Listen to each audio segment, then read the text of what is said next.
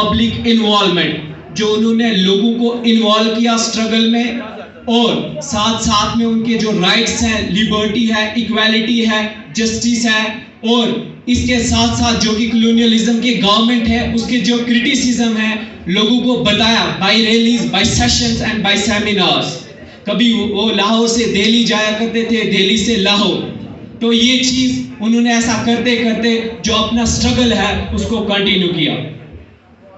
अगर दूसरी बात मैं उनकी रिलेटेड टू करूं प्रमोशन ऑफ नेशनलिज्म की, तो हमेशा उनका यही कहना था कि यही उनकी ऑब्जर्वेशन थी, यही उनका जो थॉट प्रोसेस था कि हमेशा हमें जो होल इंडिया है उसको यूनाइट करना है और यूनिटी इन डाइवर्सिटी दिखानी है। चाहे हम B.R. अम्बेडकर की बात करें, पंडित जवाहरलाल नेहरू की बात करें या M.A. जिन्ना की बात करें, जो role promotion of nationalism Gandhi ji ने किया वो at that time during independence और कोई लीडर नहीं कर पाए।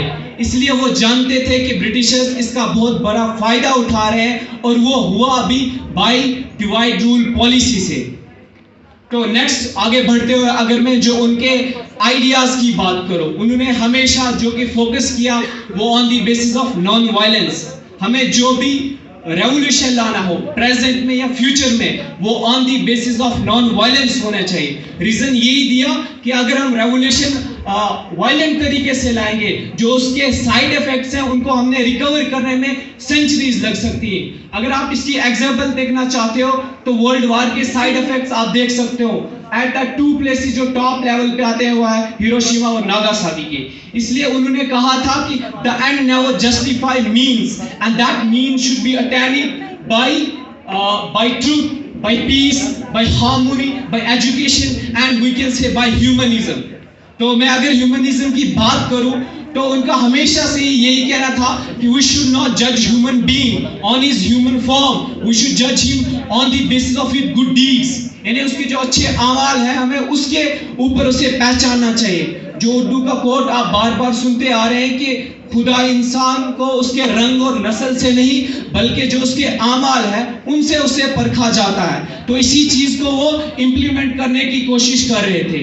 तो आगे बढ़ते हुए कुछ पॉइंट्स रह रहे हैं जो मेरे, वो है ट्रेडिशनल अपलिफ्टमेंट की मैं बात करूं तो उनका हमेशा से फोकस था कि स्पिरिचुअल नॉलेज हो, रिलीजियस नॉलेज हो, मॉरल वैल्यूज हो, मॉरल थॉट्स हो, मॉरल एजुकेशन की बात करूं, हमेशा उन्होंने इसके जो प्रमोट करने की कोशिश की, होल इंडियन ट्रेडिशन को सामने लाकर उसको बढ़ाने की कोशिश की। अगर इस चीज को आप प्रैक्टिकली देखना चाहते हो तो आप साउथ अफ्रीका के जितने भी इंसिडेंट्स हुए उनको जो डिस्क्रिमिनेशन सामना करना पड़ा on the basis of colour, on the basis of tradition, लेकिन वहां जाके भी उन्होंने इस चीज के अगेंस्ट लड़ा और फाइट की। एक टीचर हमारे थे, वो एग्जाम्पल के तौर पर हमसे ये कहा करते थे कि जो हमारा ओल्ड ट्रेडिशन था उसमें हमेशा हमारा जो कॉमन ड्रिंक हुआ करता था वो बटर मिल्क हुआ करता था, लेकिन आज हमें उसी ट्रेडिशन में कोका कोला की बोतल्स देखने को मिलती है। रीजन है आज भी हम कहीं ना कहीं जो अपने कल्चर है इसको प्रमोट करने में हमें कोई शर्म नहीं आनी चाहिए, और इसी से क्या है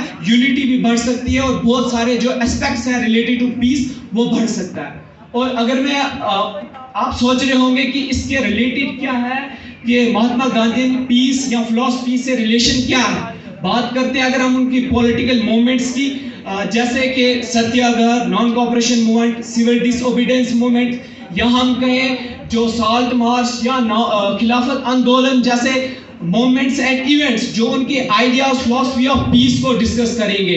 आप मान के चलो जैसे satyagraha will represent truth, non cooperation movement and civil disobedience movement will represent non violence base, and similarly जो उनका पैदल चलना by foot miles and miles, उनकी जो फास्टिंग करना वो रिप्रेजेंट करती है harmony, love for others, feeling for others.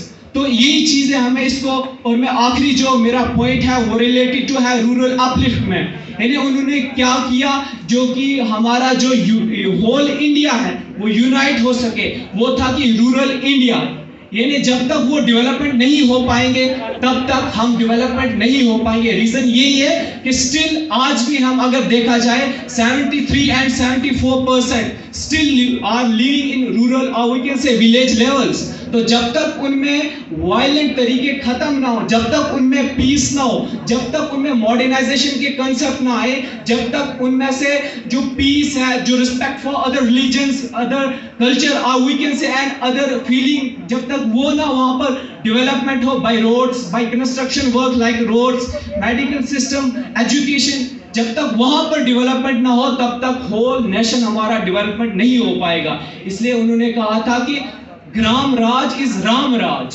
तो कितनी इंपॉर्टेंस विलेज लेवल पे उन्होंने दी। तो एक कोट के साथ में इस गुफ्तगू को खत्म करूंगा कि जिंदगी का मतलब नहीं है हंस के जीना, जिंदगी का मतलब नहीं है खुश रह के जीना, जिंदगी का मतलब है समझ के जीना। Thank you, have a nice day.